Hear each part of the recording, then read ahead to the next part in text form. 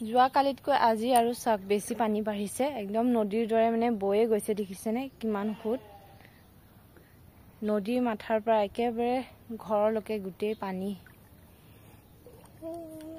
আমাৰ অকল বাথৰুম আৰু লেট্ৰিনটো ডুব যোৱা নাই দেই বাকি আৰু সব শেষ ডুবি শেষে হ'ল আৰু এইফালে মাহিহঁতৰ ৰুমটো অলপমান আপোনালোককো দেখুৱাই আছো চাওকচোন মাহিহঁতৰ ৰুমটো অৱস্থা নাই আৰু তলত মানে পুৰা পানীৰ জিকুনি লাগিলে আৰু কেনেকুৱা পানীখিনি ওলাইছে দেখিছেনে আৰু দেখিছে ইয়া বেয়াৰটো কেনেকুৱা নামি গ'লগৈ খুটা দুটাও গ'ল আৰু একদম অৱস্থাই নাই আৰু মাটিখিনি পুৰা ভাঙি ভাঙি পৰিছে আৰু গোটেই পানী তলৰ পৰা ওলাইছে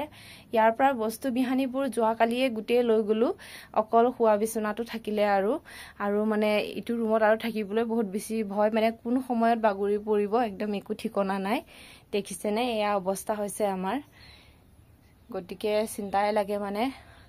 আৰু পানীখিনি দেখিলে আৰু বাঢ়িব যেন লাগিছে কাৰণ যোৱা কালিৰ পৰা পানী আৰু বাঢ়িছে মানে যোৱা কালি এই জায়গাকনত অলপমান মানে জায়গা বাকি আছিলে ডুবিবলৈ আজিতো সেইখিনিও ডুবি গ'লগৈ নাই আৰু এতিয়া ডুবিবলৈ আৰু ভিতৰত যদি আৰু সোমাই যায় এয়া চাওক পান গছটো আৰু শেষ আশা নাই দেই কাৰণ পানী শুকোৱাৰ লগে লগে পান গছো মৰিব আৰু ইফালে ঘৰৰে কচু ৰুইছিলো ইমান ডাঙৰ ডাঙৰ ধুনীয়া হৈ গৈছিলে নহয় কচুখিনি দেখিছেনে গোটেই পানী সোমাই গ'লগৈ আৰু ইফালে পদিমা আছিলে কেজোপামান আৰু আছে কিবা কিবি মানে শাক চব্জি ঢেৰ ৰুইছো কিন্তু এইবোৰ আৰু গ'ল পানী ডাঙৰত আৰু নাথাকে এইবোৰ আৰু এয়া চাওকচোন আমাৰ ভেন্দি আৰু মৰাপাতৰ কি অৱস্থা গোটেই পানী সোমাই আৰু অৱস্থা নাই ইমান কষ্টৰে ৰুইছিলো মাৰ লগত দেখিছে এতিয়া গোটেই পানীৰ তলত ইমান কষ্ট কৰি যদি ৰুই এসাজ খাবলৈ নাপায় কেনেকুৱা লাগে মনটো বাৰু এতিয়া ধুনীয়াকৈ ভেন্দিখিনি উঠি আহিছিলেহে ফুল ফুলিবলৈ ধৰিছিলে কিন্তু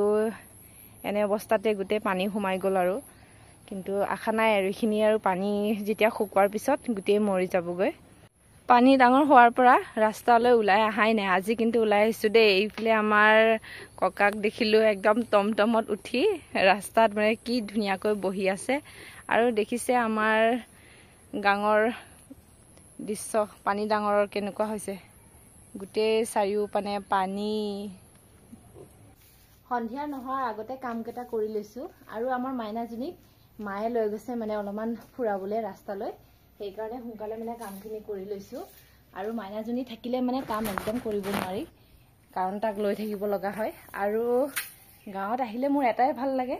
ঘৰত মানে মা হিহঁতে লোৱা মানুহ আছে আৰু ইফালে বা হিহঁতে আছে মানে চবেও লয় আৰু মোৰ কাম কৰিবলৈ মানে বহুত ভাল হয় আৰু ন ইমান দিন ভাড়া ঘৰত থাকিলো তথাপিও যে মনে নবহিলে জানেনে কিয় গাঁৱৰ পৰিৱেশতে আমি ডাঙৰ হোৱা সৰুৰ পৰা সেইকাৰণে গাঁৱত থাকিয়ে ভাল লাগে আৰু বিশেষকৈ ল'ৰা ছোৱালীৰ ক্ষেত্ৰত মানে বহুত ভাল হয় মোৰ ঘৰত থাকিলে মা হিহঁতে ধুনীয়াকৈ লৈ দিয়ে আৰু এতিয়াও আমাৰ সৰু মাইনাজনীক লৈ গৈছে ফুৰাবলৈ আৰু ইয়া চাওকচোন আমাৰ দুৱাৰ মুখতে ইমান পালাম বগৰী পকিছে নহয় আপোনালোকে খাই ভাল পায়নে পালাম বগৰী আৰু ইয়াত পানীতে মানে পৰি গোটেই বৈ যায় আৰু এতিয়া যেহেতু বুটলিব নোৱাৰে পানী ডাঙৰ আৰু যোৱা কালিতকৈ আজি বেছি পানী ডাঙৰ হৈছে ভাল মানুহজনে ঘৰটো বনাওতে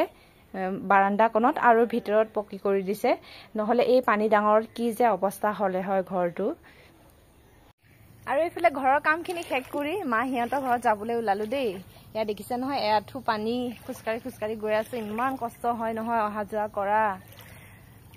মানে আইতাই যেহেতু ঘৰত অকলে আছে সেইকাৰণে যাওঁ কি কৰি আছে আইতাই এয়া আমাৰ হাঁহজনী এনেকুৱা বান্ধি থৈ দিছো কাৰণ পানী ডাঙৰ হৈছে এতিয়া আৰু পানী ডাঙৰ কৰবাত যাবগৈ যে সেইকাৰণে এনেকুৱা বান্ধি থৈ দিছো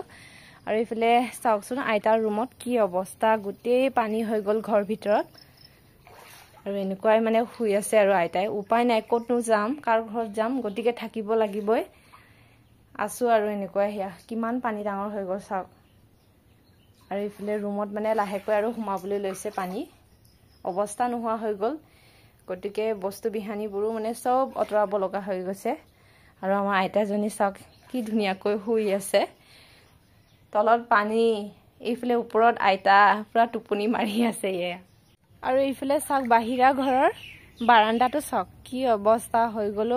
কৃষ্ণ কৃষ্ণ পানীখিনি একে ওপৰেৰে বৈ গৈছে দেখিছে একে নদীটোৱে হৈ গ'ল আৰু অৱস্থা নোহোৱা হৈ গ'ল গোটেই ঘৰ দেখিলে যে বহুত বেয়া লাগে কাৰণ ইমান শুকান আছিলে ঘৰকেইটা আৰু পুৰা ধুনীয়া মানে একদম মুচি থৈ দিয়া আছিলে ঘৰখিনি দেখিছে নহয় কি অৱস্থা এতিয়া মোচাটোও কোনো মানে লাপে নহ'লে ইমান কষ্ট কৰি গোটেই পানীয়ে সোমাই ভাঙি চিঙি একেবাৰে বৰবাতে কৰি পেলালে আৰু